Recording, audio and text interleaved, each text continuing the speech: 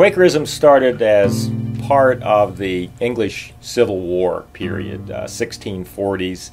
There were a variety of movements during the Civil War period that were seeking to address some of the disparities in English society, ecclesiastical, political, economic, and some of those groups were diggers, levelers, Muggletonians, Fifth Monarchists, seekers groups, some that were trying to seek reform within the church, the Puritans, some who had given up on the church as a dead corpse and left and started their own chapels or conventicles.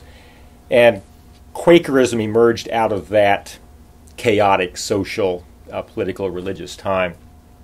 And George Fox was one of the leaders of that movement, but he wasn't alone in that, but has become a major figure in understanding the origins of Quakerism. He became tired of what he saw as hypocrisy in the church of his youth, and about the age of 19, he left the church, started wandering about seeking a direct spiritual experience that spoke to his condition. And he didn't find it in any of the outward forms, didn't find it in any of the clergy of the time, didn't find it in other authorities. 1647, he had an experience in which he heard a voice telling him, "There is one, even Christ Jesus, who can speak to thy condition." And when I heard it, my heart did leap for joy, which in contemporary expressions would probably be what he was seeking outside of himself as authority, he found was available to himself within. And he then started sharing that message, that what you're seeking outside of yourself is available inside of yourself.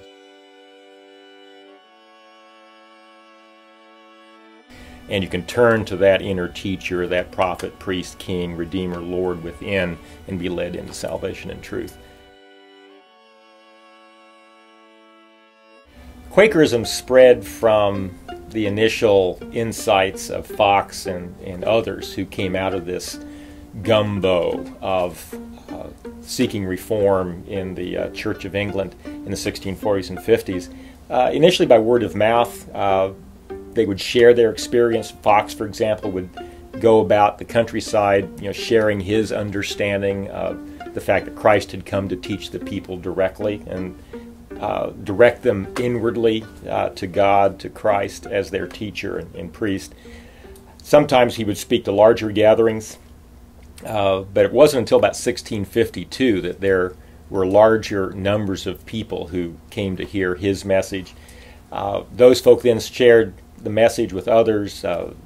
Pretty soon they started going out two by two, sharing the gospel message, and people came into convincement. By the time Fox died in 1691, there were some 50,000 Quakers.